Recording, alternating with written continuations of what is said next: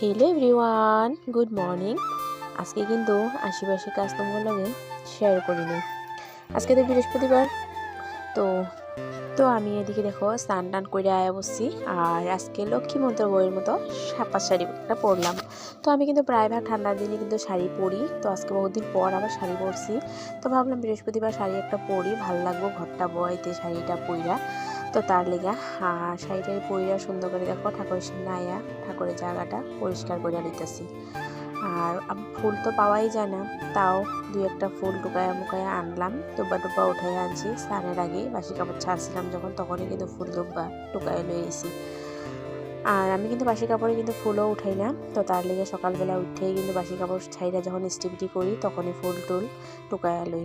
আর কখনো সময় না হলে স্নান করার পরেই ফুল দুব্বা আনি। তো ফুল দুব্বা সব কিছু আগে রেডি করছি। আর এখন দেখো পূজা দেওয়ার জোগাড় করতে আসি। তো ঠাকুরের কিন্তু আজকে ভোগ কোনো মিষ্টি টিষ্টি দিয়ে দিতে পারলাম না।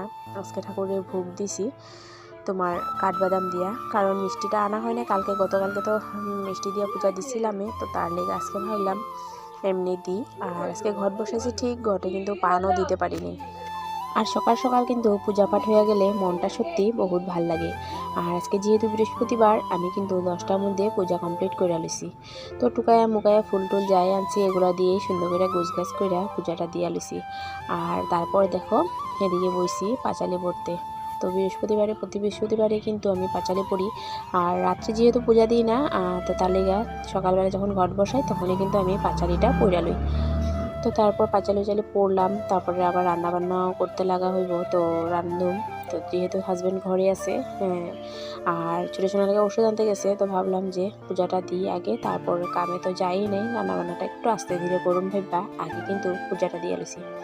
সকালবেলা যে কাপড় চাপড়গুলো ধুয়ে দিয়েছিলাম ওগুলো কিন্তু প্রায়ভাগ শুকাইয়াই গেছে, তো তার লেগে এগুলারে কিন্তু আমি আবার উল্টায়া দিতে আসি। তো এগুলো উল্টায় দিতেছি, না হলে কিন্তু শুকাইব না, যেহেতু ঠান্ডার দিন হাজারো রৌদ্র থাকলে কাপড় কিন্তু উল্টায় দিতে লাগে। আর কিন্তু আমার বিছনায় দুটোটা কম্বলই রৌদ্রে দিছি, তো এই কম্বলটা একটু উল্টায়া দিলাম। আর ওইদিকে চেয়ারও কিন্তু একটা কম্বল রৌদ্রে দিছি। তো যেগুলো কাপড় চোপড় শুকাইছে বা গায়ের কাপড়গুলো রৌদ্রে দিছিলাম সব কিছু লয়ে এসি ঘরে। আর এই যে বাসন টাসনগুলো ধুইতে লাগবো, এগুলারে গুছাইয়া সাইড করে রাখলাম, এগুলা ধুইতে লিগা লয়ে যাবো। তো এদিকে কিন্তু আমার ভাজা হয়ে গেছে, এই যে দেখো কড়াইতে গাজর আর আলু শালগম মিলাই পেঁয়াজ দিয়ে ভাজা করছি। আর আজকে কিন্তু এই ভাজাটা সিম্পলভাবে বানাইছি, কিন্তু তবুও খাইতে বহুত টেস্ট লাগছে। আর টমেটো দিয়ে ডাল বানাইছি, তো ওগুলো তো আমি তোমার শর্ট ভিডিওতে শেয়ার করছিলামই। তো যাই হোক আজকে সিম্পলভাবে রান্নাবান্না করছি।